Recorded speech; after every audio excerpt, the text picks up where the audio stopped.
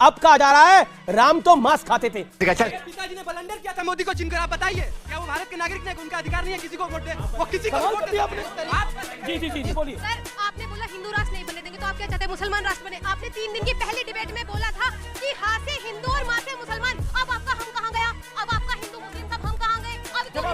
Sir Tejashwi Yadav ji का बयान था कि कोई बीमार होगा तो हम अस्पताल क्यों नहीं जाएंगे। अरे जब कोई पेशेंट अस्पताल जाता है उसके बाद भी उसके घर वाले मंदिर ही जाके प्रार्थना करते हैं, ये भगवान मुझे सही कर दीजिए, मेरे बेटे को सही कर दीजिए। मैडम गोस्वामी तुलसीदास जी ने एक चौपाई लिखी थी, जाके प्रिय न राम भाई देही तजो ताई कोटि बहरी सम जद्दप परम से नहीं। जिसको राम से प्यार नहीं उसको इस तरीके से परित्याग कर दो जैसे प्रहलाद ने अपने पिता का परित्याग कर दिया था, जैसे आपने देखा कि भरत ने अपनी माता का परित्याग कर दिया था, विभीषण ने अपने भाई का परित्याग कर दिया था। तो आज देश की जनता अगर इंडिया अलायंस का परित्याग कर रही है तो इन लोगों को मिर्ची क्यों लगी? जो लोग राम के अस्तित्व पर सवाल उठा रहे हैं, एक कागज को टुकड़े को छोड़ दिया जाए तो तुम्हारे पास क्या सबूत है? तुम कहां पैदा हुए, कैसे साबित करोगे?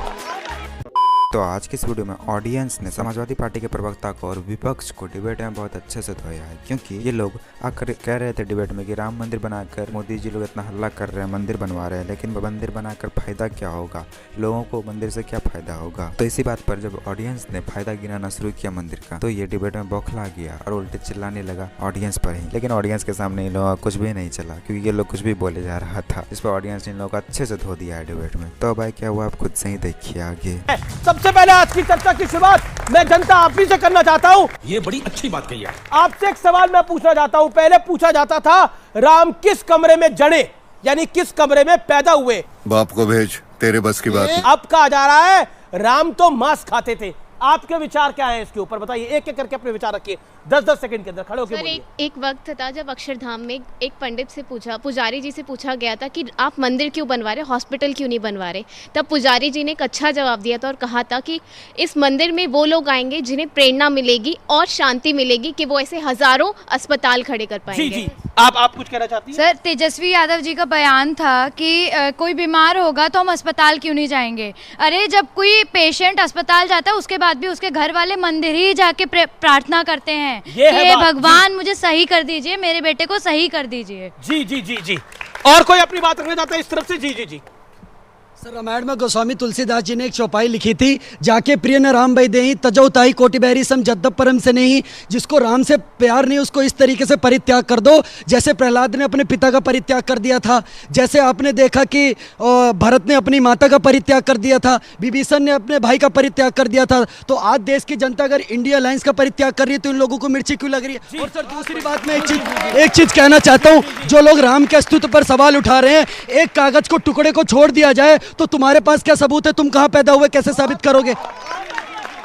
तो ये देश का युवा बोल रहा है और मैंने फिर कहा राम का नाम बदनाम ना करो, ऐसे सियासतदानों ऐसा काम ना करो। राजकुमार भाटिया, आज की चर्चा की शुरुआत में आपसे करता हूं। कल तक पूछा जाता था कि राम कहां पैदा हुए, किस कमरे में जड़े राम, और आज पूछा जा रहा है, कहा जा रहा है कि राम ने तो मांस खाया था।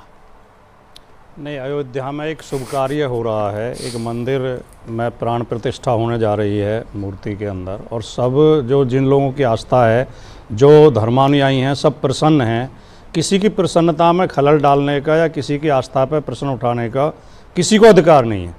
देश में, हमारे देश का संविधान ये अधिकार देता है हर व्यक्ति को अपनी अपनी आस्था के अनुसार पूजा पाठ करने का, अपने धर्म का पालन करने का अधिकार है।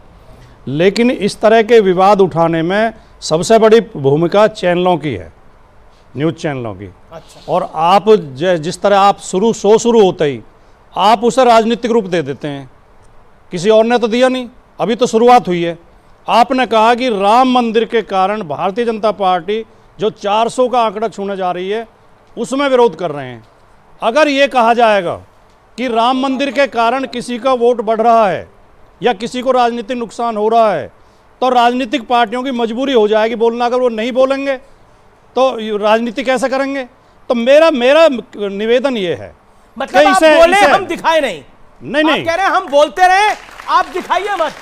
हम राम का नाम बदनाम करते रहे, हम रामलला से पूछते रहे तुम कहां पैदा हुए, आप दिखाइए मत।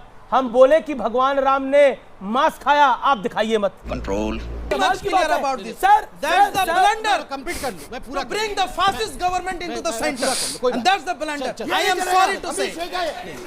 लोकतांत्रिक तरीके से चुनी हुई सरकार को नहीं, एक सेकंड मैं क्लियर कर, कान खोल के सोहेब साहब सुन ले। हिंदुस्तान में लोकतांत्रिक सरकार रहेगी, यहाँ कैलिफेट नहीं होने वाला है।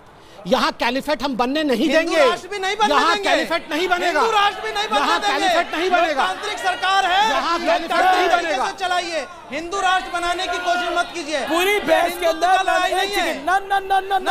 ये डिबेट संविधान की बहस को ना आपने गलत बात बोली। एक सेकंड, ये संविधान बचाने की बात कर रहे हैं। मैं अपने शब्दों में खड़ा उतरता हूँ। पिताजी ने ब्लंडर किया था मोदी को चुनकर, आप बताइए क्या वो भारत के नागरिक ने उनका अधिकार नहीं है किसी को वोट दे? वो किसी को वोट दे जी जिस तरीके से मोदी जी ने पब्लिक बोलेगी, छीन लिए, पब्लिक बोलेगी ना, कोई पैनलिस्ट नहीं बोलेगा, पब्लिक बोलेगी। बोलिए सर, आपने बोला हिंदू राष्ट्र नहीं बनने देंगे, तो आप क्या चाहते हैं मुसलमान राष्ट्र बने? आपने 3 दिन की पहली डिबेट में बोला था कि हां से हिंदू और मां से मुसलमान। अब आपका हम कहां गया? अब आपका हिंदू मुस्लिम सब हम कहां गए? अब जवाब ब्लंडर। सर आप ही देख लीजिए ना, एक तरफ साजिया इल्मी कहती है कि जो मुसलमान सबका राजनीति के लिए इस्तेमाल करता है वो शर्म की बात है। तो बात करिए, बताइए ब्लंडर किया था सर। घर वापसी चाहिए आपको। सर हिंदू राष्ट्र पे तो आप ऐसे धड़क जा रहे हैं, लेकिन जब वो ऐसे के भाई जब बोलते हैं कि 15 मिनट पुलिस हटा दो तब बता देता है, उस समय संविधान कहा जाता है। गलत है, दोनों गलत है। ब्लंडर सर, आप इस चीज की माफी मांगिए सर। आप ब्लंडर कैसे कह सकते हैं इस चीज को? ये ब्लंडर सर कैसे, ये ब्लंडर कैसे? आप मारो हमको जिंदा मत छोड़ो सालो। हम कोई मंदिर का घंटा है कि कोई भी आके बजा जाता है। और मैं बीजेपी और मोदी जी को एक स्पेशल थैंक्स बोलना चाहता हूं कि आज उनके बीजेपी जब से आई है, एक फोर्स मेंबर कॉन्फिडेंस, जहां भी ड्यूटी करता है कॉन्फिडेंस महसूस करता है, चाहे वो श्रीनगर में हो, चाहे बिहार में हो, चाहे ऑल ओवर इंडिया कहीं पे भी। श्रीनगर में पहले हमारे ऊपर पत्थर मारा जाता था, सब कुछ मारा जाता था, और हमें अपना लॉ एंड ऑर्डर को सुरक्षित रखते हुए हम उनका उस विरोध को हम लोग शांतिपूर्वक करते थे। लेकिन आज का रेट ऐसा है बीजेपी के आने के बाद, कोई किसी की मजाल नहीं है कि एक पत्थर भी उठा के फेंक दे हम पे। क्या है ये करमवीर है, क्या है ये? फौजी बोल रहे जा रहे, बेकार की बात है। ऐसे नहीं बोल सकते भाई साहब, फौजी भाई के बारे में ऐसे नहीं बोल सकते। हमारे बच्चे तो हो नहीं रहे, क्या हमारे बच्चे तो हो नहीं रहे फौज में? नहीं तुम्हारे बच्चे इस लायक बनाओ, आप बनाओ क्या फौजी बने? मेरा छोटा भाई सीआरपीएफ में, उसको बुलेट इंजरी हुई है श्रीनगर में 15 अगस्त के दिन 2016 में सर, मेरा भाई, और मैं सीआईएसएफ में हूँ सर। कौआ अंधो रात में दिन में उल्लू होए, और विपक्ष अंधा रात दिन इन्हें हया शर्म दई खोए। आप मर्यादा इतनी भूल चुके हैं कि भगवान राम हमारे हिंदू धर्म के प्रति आप इतना उल्टे सीधे बोलते हैं। दूसरा पॉइंट ये है कि आपके माध्यम से मैं सब भारतवासियों से निवेदन करता हूं कि 22 तारीख को 11 बजे अपने नजदीकी मंदिर में हवन पूजन करें और शाम को दीपोत्सव मनाएं। सर बहुत दिनों के बाद राम मंदिर तो बन रहा है, हाँ। भगवान आ रहे हैं, मैं विरोधी पार्टियों को कुछ सद्बुद्धि भगवान राम से प्रार्थना करता हूं कि उन्हें दें। वो मोदी जी का विरोध करते करते देश का विरोध करने लगे, सनातन का विरोध करने लगे, और क्या अब क्या बचा क्या है? अब तो हो गया सब कुछ। फौजियों का विरोध कर दिए, कुछ बचा नहीं है सर। ये लोग हर बार डिबेट में आकर अपनी बेइज्जती ही कराने आते हैं, इसीलिए तो हर बार घूम फिर कर राम मंदिर पर ही कुछ ना कुछ कमेंट करते हैं, और हर बार ऑडियंस से ऐसे ही सुनते हैं, और ऑडियंस से खुलेआम लड़ने भिड़ जाते हैं। इन लोगों को लगता है ऑडियंस से नहीं, नेता से ही वोट मिलेगा। ये लोग ऐसी बात करते हैं जैसा ये लोग चाहते हैं, लेकिन ये नहीं जानते कि जनता को इनके बात से कोई मतलब नहीं है। और ये लोग हर जगह हिंदू धर्म के राम मंदिर के विरोध में हमेशा लगे ही रहते हैं। इन लोगों का पुराना आदत है, जिस वजह से ये लोग हर जगह अपनी बेइज्जती भी करवाते हैं। खराब होगा, थोड़ा सा वीडियो अच्छा लगा तो वीडियो को लाइक कर दीजिए, और ऐसे ही वीडियोस के लिए हमारे चैनल को सब्सक्राइब जरूर कर लीजिएगा। हम मिलते हैं बहुत जल्द किसी और वीडियो में।